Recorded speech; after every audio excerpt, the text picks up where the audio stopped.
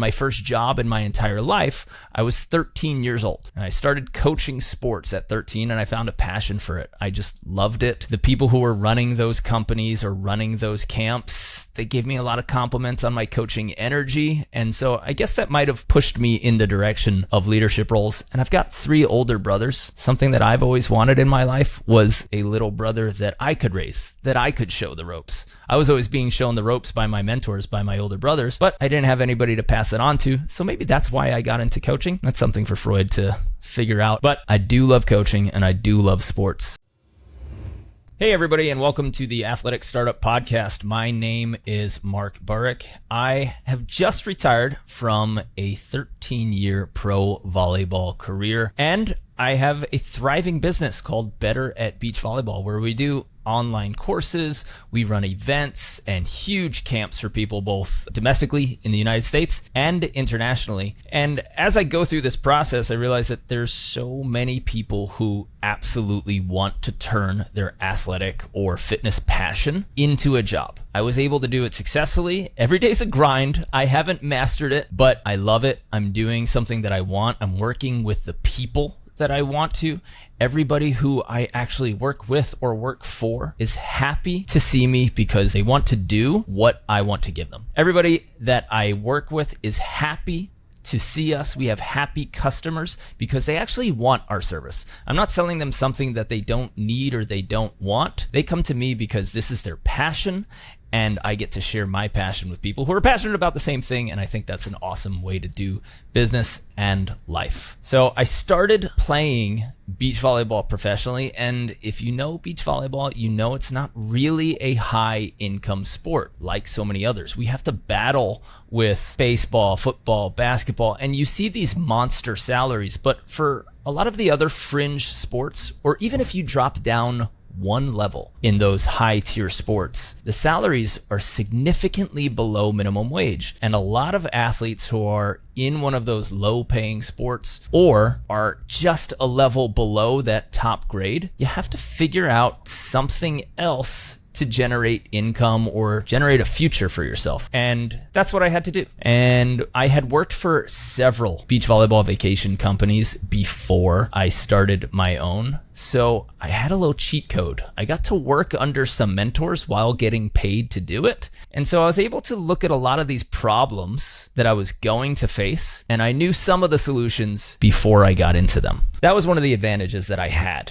Now, how did I get into volleyball in the first place? Well, that's a long story. My first sport was tennis. And believe it or not, my first job in my entire life, I was 13 years old. And I started coaching sports at 13 and I found a passion for it. I just loved it. The people who were running those companies or running those camps, they gave me a lot of compliments on my coaching energy. And so I guess that might have pushed me in the direction of leadership roles. And I've got 3 older brothers. Something that I've always wanted in my life was a little brother that I could raise, that I could show the ropes. I was always being shown the ropes by my mentors, by my older brothers, but I didn't have anybody to pass it on to. So maybe that's why I got into coaching. That's something for Freud to figure out. But I do love coaching and I do love sports. And even though I'm in volleyball now, that isn't necessarily my end all be all. I love all sports. And now that I'm retired from playing professionally, I'm getting to play a lot more. I'm in jiu-jitsu right now.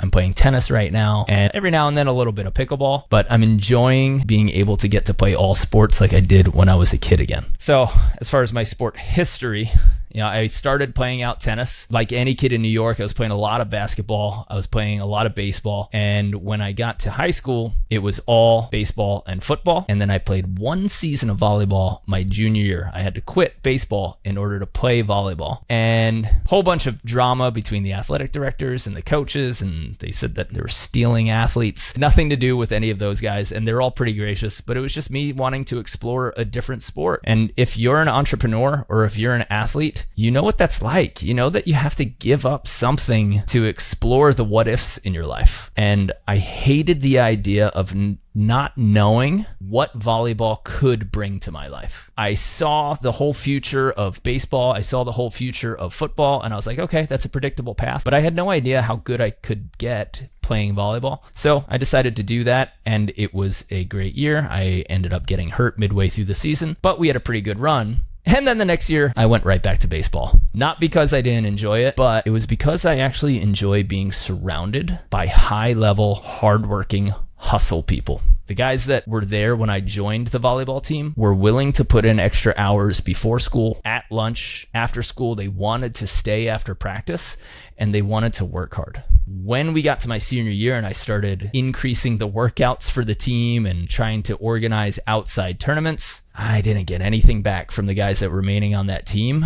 And so I said, you know what? I was one of the better players on this team this year, and it was my first year playing the sport. So that told me not that I was good at volleyball, but maybe I was just playing with sub-tier athletes in this sport. So I decided I wanted to be above average around excellence instead of being excellent around average. Maybe you felt that way in sports, and hopefully you feel that way in business. If you're an entrepreneur or if you're a leader, you have to surround yourself with people who are absolutely better than you, because that's going to raise your level. And that's something that I've fought to do my entire life. I'm actually taking a sales and marketing course right now where I'm surrounding myself with people who are way smarter, way more experienced than me. And so my life is just a constant state of being an athlete learner, even though it might not be in sports. Right now it's in business. So all of that being said, I went to college to play football at the University of Delaware. Played there for 1 year, did not like the vibe,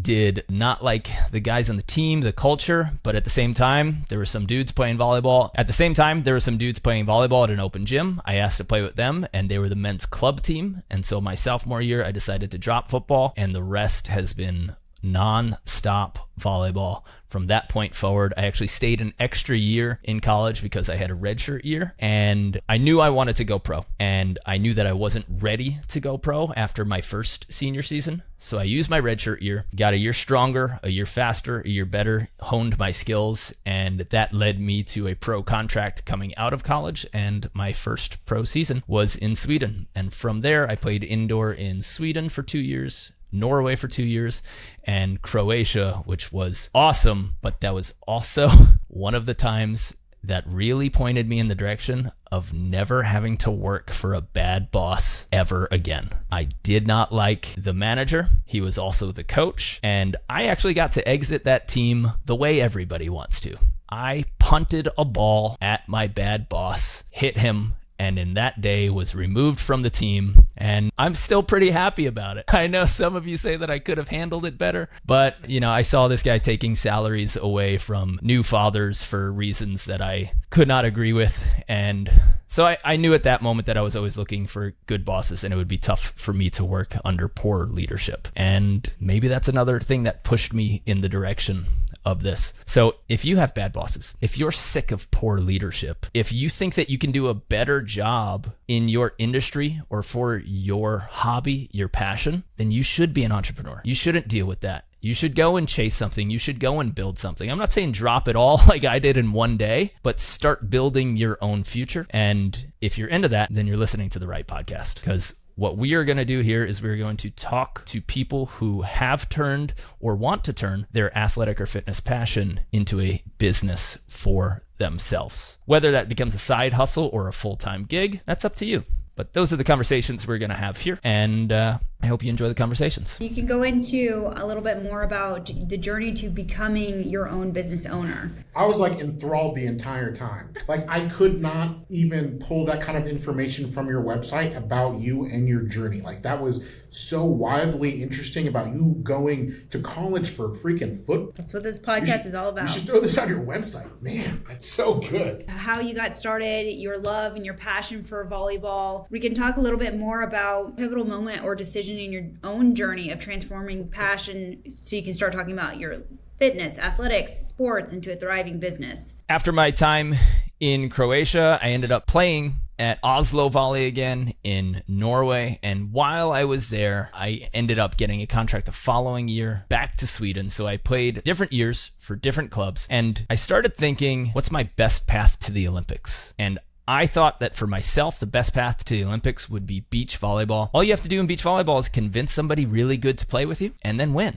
Now, you could say that that would be similar for indoor volleyball, but because there's going to be 7 starters for indoor volleyball, there's 6 on the court, but there are 7 starters. Weird story if you don't know volleyball, don't worry about it. That relies on you getting picked by coaches. So in the US, all you have to do to get to the Olympics for beach volleyball is win, win, win, win. You sign up for any tournament you want. So long as you keep winning, you keep going. It's not like that for all federations. Some federations get involved and they select their teams and pick their teams. But for indoor volleyball in the US, they are selected by coaches. And I knew my athletic archetype.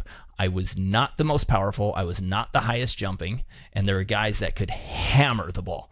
So I thought, what's my best path to the Olympics? Beach volleyball. And so I had to retire from indoor volleyball and pursue beach volleyball full time. But now, at this point, I knew I wasn't getting a salary. And that is when I had to decide how I was going to make money while pursuing my Olympic dream. I had worked for all of those beach volleyball vacation companies in the past, and I said, hey, I'm going to California, the mecca of beach volleyball, and there's got to be other people who are willing to lay it on the line, make that move, and they need training. They need a place to stay. And I had done this during the summers. When I was off from indoor volleyball, I went to California and I played beach volleyball. But my first summer in San Diego, I went out there. I was pretty good at volleyball. You show up on the sand and you're just bumping to yourself next to the courts alone, hoping that somebody will ask you to play. And they don't. And they won't. You have to insert yourself and you have to show up and you have to keep asking people. So eventually, yes, I found my way onto a court. Somebody had to leave early and they're like, hey man, we need a body. Will you play? And I ended up playing good enough that day to get the invite back. I knew from my experience in California that it is not easy to show up to a new city, to show up to the mecca of beach volleyball and just find games, find a coach, and know where to go. I probably spent about 2 weeks of my 2-month summer just looking for players and looking for coaches. So when I went back to play indoors and I had made that decision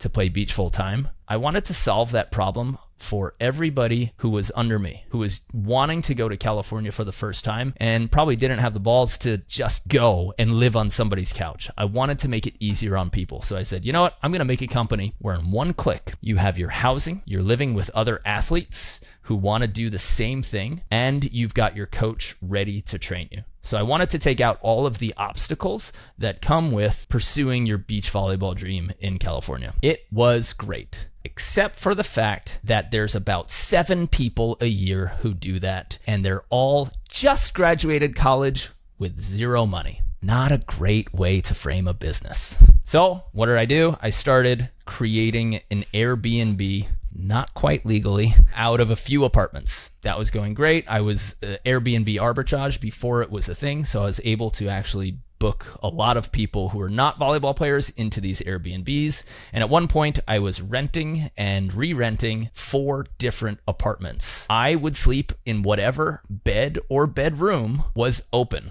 between all of those. I just accepted whatever booking there was, and the woman who is now my wife deserves a round of applause from anyone listening, because several nights she stayed at my place on a queen air mattress in the kitchen because all of the beds and rooms in my apartments were booked. That was some wild time. Well, we put it together and we started changing the business and we started molding it. You know, it became part Airbnb, part volleyball camp, and eventually, once I got evicted from every single place, I decided that there was a better way, and we started making relationships with hotels and making it easier on ourselves in the business to say, hey, we'll provide the training. Here are some great hotels that you can stay at. So we cut out that part of the business, and that made life a lot easier. So fast forward a few years and I became a regular on the AVP tour, which is the professional beach volleyball tour in the US. And I was grinding on the business and in my pro career at the same time, and I ended up earning a top 100 ranking in the world, which was really cool. We won a continental championship, and I was, for a long time, one of the top 10 teams in the US for beach volleyball, and I absolutely loved it, but it still was not paying the bills. So I had to keep doing the business and I had to keep coaching. And so our coaching programs really blossomed from there. People who were watching this from afar, because I just kept throwing it on Instagram. They were saying, hey, we live here and we want to be coached by you. Can't you run classes for us instead of every out of towner that there is? Yeah, all right, let's do that. So we started doing classes every day, lessons every day, and I started hiring some extra coaches for when I had to go play tournaments, and I was fried. And I think I fried myself for a solid 8 years. And I was able to still play on the Pro Tour, able to keep the business alive, but it wasn't thriving. And this past year, I knew I had a daughter on the way, my first kid, and I knew that my goal in life has always been to be the father, not a father, the father, the one who's always there, the one who's always supportive, the one who you never miss because he's always around. And I didn't want to play beach volleyball anymore because I wanted to be there for my family. I had been on tour for so long. I knew everything that was happening. I'd had every adventure you could have in beach volleyball. And so it was a perfect time for me to retire from beach volleyball. I said, I don't need to play anymore. It's not creating enough value for my future. I'm not learning anything new fast enough. And I thought that there were so many other places in my life that I could just keep learning quickly and adding value to myself. And even though I'm wearing a volleyball on my chest, I don't want to be the guy who on his gravestone is written, Mark the volleyball guy. I think my life is about so much more. I want it to be about so much more. So that's when I decided, okay, it's time to retire from playing and it's time to see how we can take this business full time. And that's what I've been doing for the past year. And the difference has been immense. I'm not exhausted anymore. I am thriving. I have enough time for my family, for my wife, for my daughter. And the business just keeps growing. You realize everybody talks about scale. Scale, scale, scale, scale. If you're working in your business, you can't be working on your business. I had to learn that, but I think I had to learn that 7 or 8 different times because there's a creative bucket that you have, and it has a limited amount of creativity. So I was coaching, I was playing, and I was trying to grow every aspect of my business.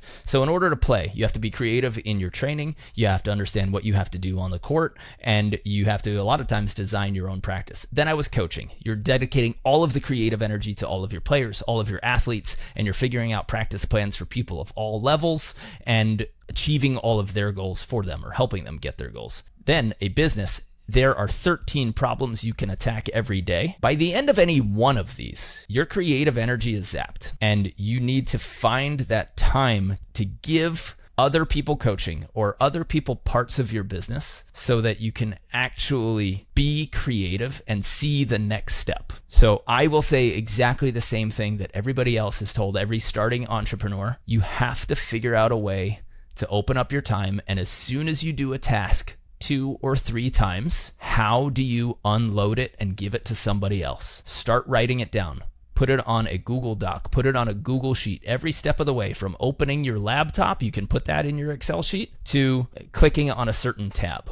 As soon as you have it written down, you can hand it to somebody, and then that opens up you for your next step. And it is a very hard thing to learn. It's very hard to let go of your tasks and let go of your hardworking nature and proving to everybody how hard you can work and that you can do more than them, but you're shooting your own self in the foot. So make sure that you're able to actually scale by giving other people tasks. And for me, that meant, number 1, hiring an assistant, number 2, hiring an editor, number 3, hiring coaches. And now, maybe one of the most popular volleyball coaches in beach volleyball, I hardly coach at all. I run my business more than anything, and because of that, now we have thousands and thousands of athletes who are learning from us. And so we've increased our influence and decreased my coaching, which is a little wild to think of. And I want you guys to be able to do the same thing.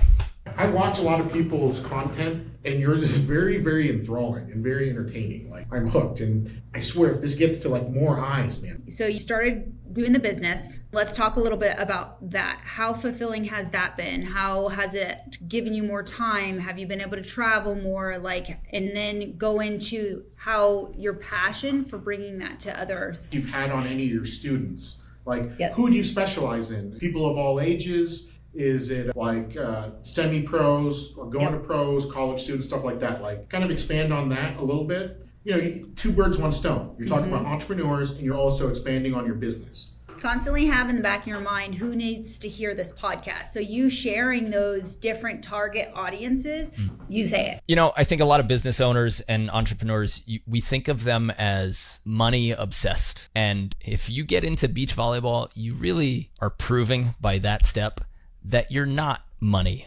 obsessed. And there was one moment that I had that I think turned me on to attempting to make money for the first time as somebody who had played volleyball and beach volleyball their whole life. Like I said, wasn't at all concerned about money. But then I was taking my brother on a drive through Palos Verdes. It's in Los Angeles. It's this green hill that overlooks the Pacific Ocean. And as we're driving through that, we're about to go on a hike down by the shore. And I started looking at all of these houses and homes that looked at the Pacific Ocean for their sunset and sunrise every morning. And for some reason, once I saw all of those houses there, I knew that somebody owned these houses. And then I thought about standardized tests for whatever reason. In New York, we have these standardized tests, and I always got really high grades. This isn't a brag, but I was getting like 98, 99 percentile. So I'm not that much of a dummy. And I thought, how come this many people have that much more money than I do? And what can I do to get on that level? I logicked it out and I said, they can't be that much smarter than me. There can't be that many more people who are doing it and that much smarter than me. So they must just be hitting an easy button. And that's when I started looking for how can I generate revenue in an easier way instead of grinding.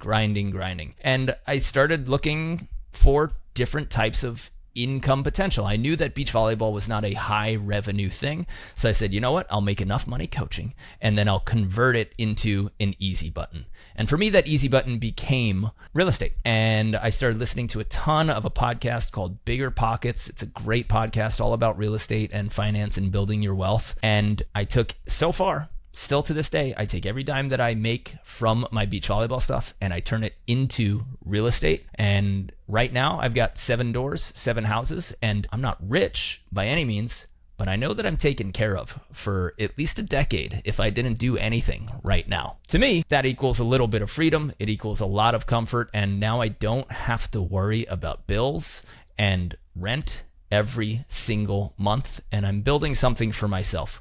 So in that way, I'm almost an entrepreneur that has multiple businesses because I have all of this real estate and I've got my beach volleyball stuff that is feeding that. So I'm feeding it into a higher revenue, easy button for myself. And maybe you want to follow that path too. That real estate stuff is for another episode. We'll talk about it another time. And if you guys want to hear more about it, let me know. Shoot me a review, throw it into the comments, and I'd like to hear if you want to hear about my real estate journey more. We could talk about it in another episode. But I want to talk right now about the type of people that we do coach. Like I said, there are a handful of players that will move to California, put everything on the line just to become great. Those players have extremely low income, and so you can't build a business around them. So I had to learn what the right customer was. And by the way, we don't call our customers.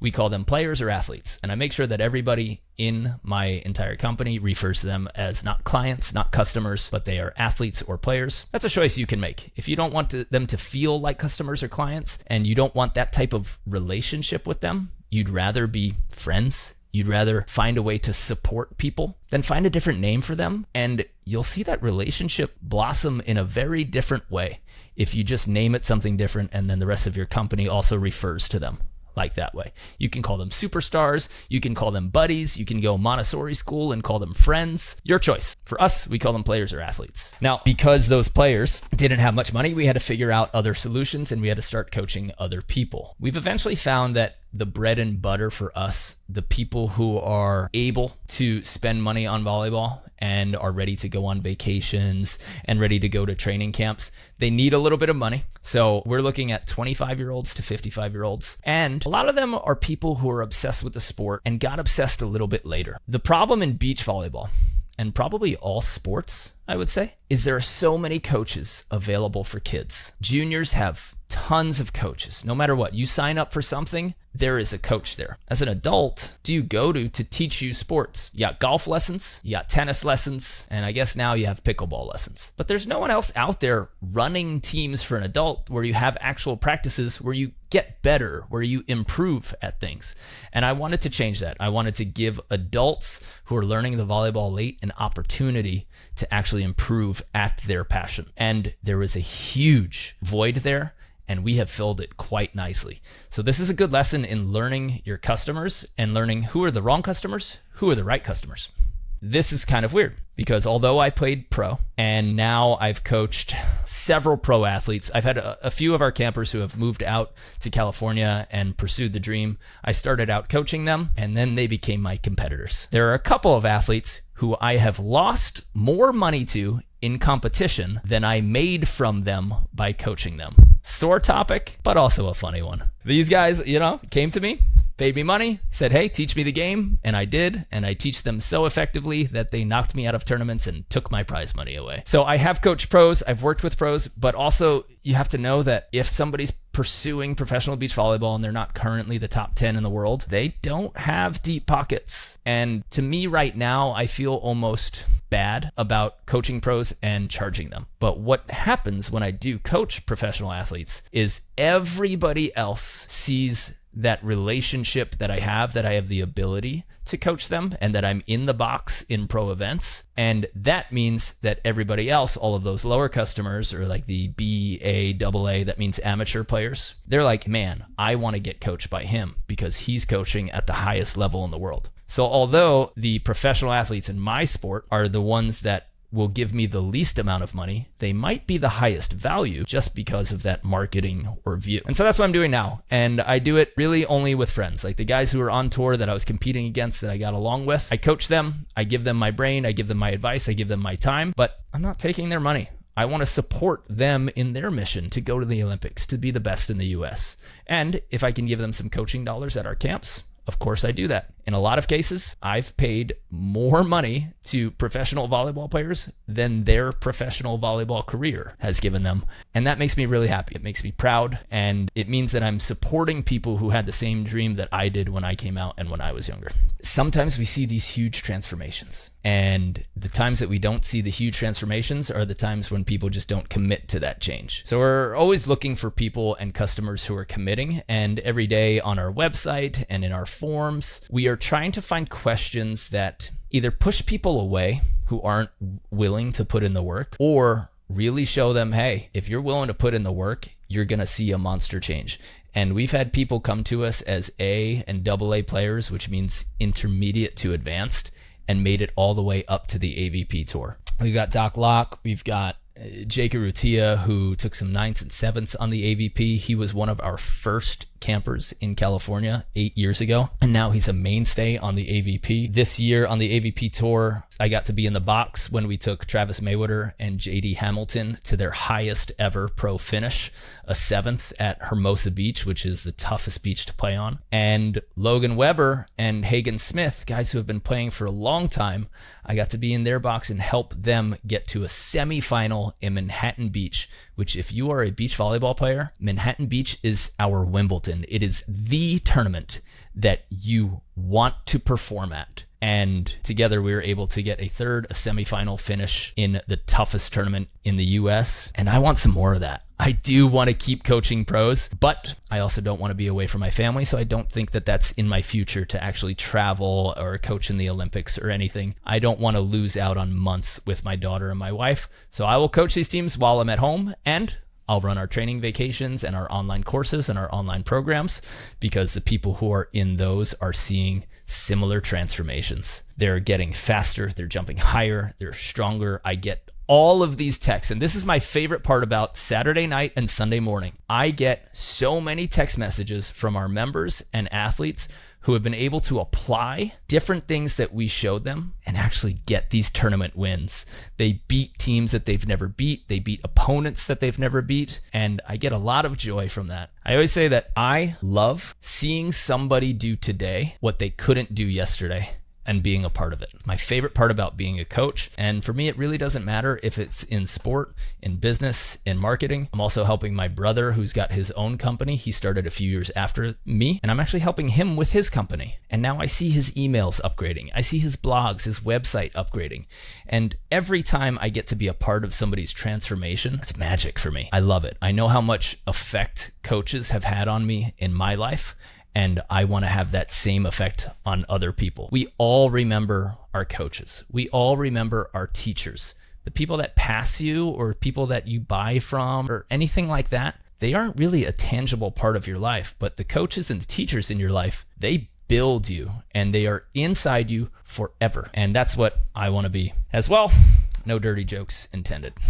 Now, I think that this is all great and you're going into the business aspect of it. What I really want to hear is, if I'm listening to this, yes, you've shown your credibility, you've shown your past, but am I coming to you so you want to help businesses, that entrepreneurs that are fitness, sports, what has it that, do you have like a specific point where it's like, this is what I've gone through, so therefore I have the credibility to now teach you how to have a thriving business? Away from coaching in the volleyball space to coaching maybe even some of your clients into expanding a business or passion they have outside of volleyball.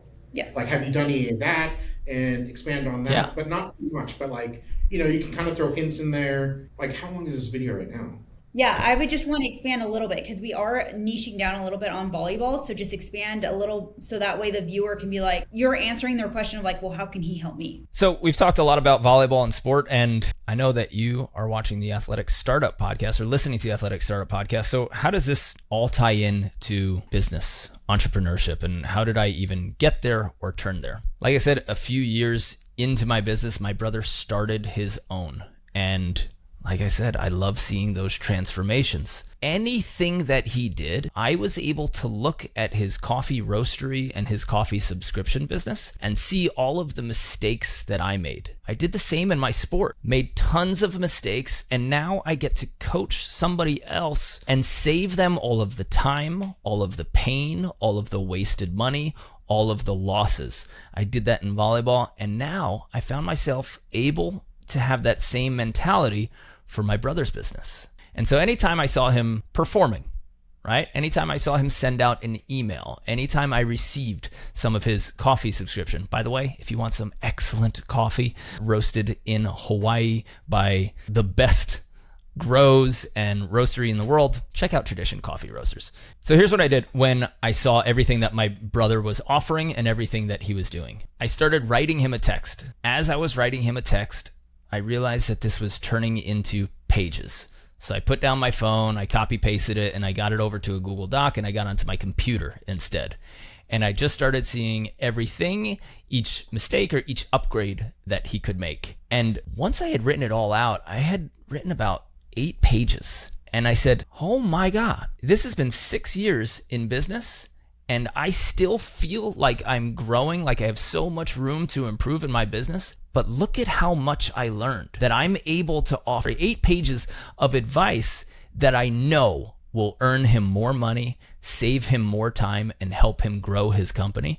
And since that, he has doubled the size of his company, and now he's growing. He's got his own path, and every now and then I can still step in and I could say, hey, I see that you made that change. Now let's alter this. Let's alter the subject lines. Let's put the most interesting part of your email subject line at the beginning instead of at the end so that it shows up on your phone.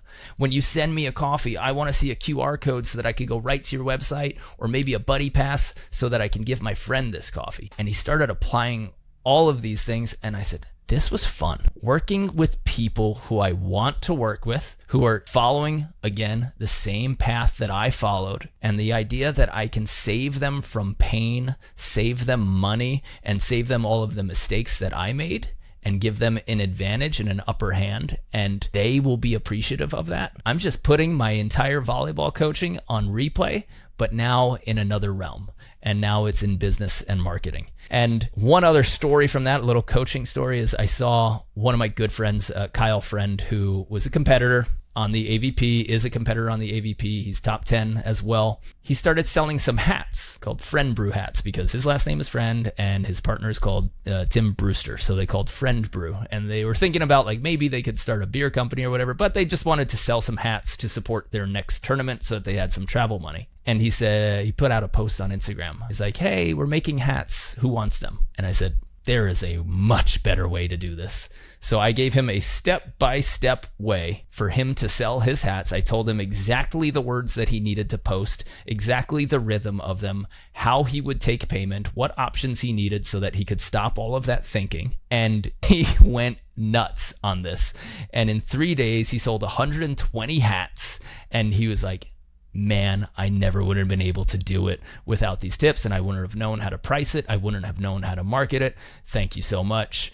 And I promised him, I said, listen, dude, if you do exactly what I say, I will be the first person and I'll buy 3 hats, all of the colors you're offering. He's like, all right, dude. And I kept that promise. And, I was able to share with him, somebody who was in a startup himself. He was in a partnership where he had a marijuana grow. And I was able to give him the advice that got him quick, efficient sales so that he didn't have to get discouraged and go through the pain. And so all of those experiences are wetting my beak for this marketing and business coaching. And that's why I started this podcast, partly to help you in your journey and partly to be my own personal university. The more people that I can talk to, the more I can learn. Like I said at the beginning of the podcast, I'm a forever learner. I'm a constant student and I can improve myself. And the more that I can improve myself, the more I have for my daughter. When she grows up, as she grows up, I can teach her everything from all realms of the world, and I know that it'll be sound advice, not just something that I made up along the way. So the more I equip myself with knowledge and experience, the better parent, teacher, coach I can be, and that's constantly on my mind. And I hope that you are a forever learner too, and that we can grow together through this podcast and these episodes and all of the guests that we bring on. So I appreciate you guys listening to that episode. Again, my name is Mark Burrick, and this is the Athletic Startup Podcast. If you want to follow me on Instagram, just head to @MarkBurrick, MarkBurrick, or you can visit our website at athleticstartup.com. And until next time, we'll see you out there.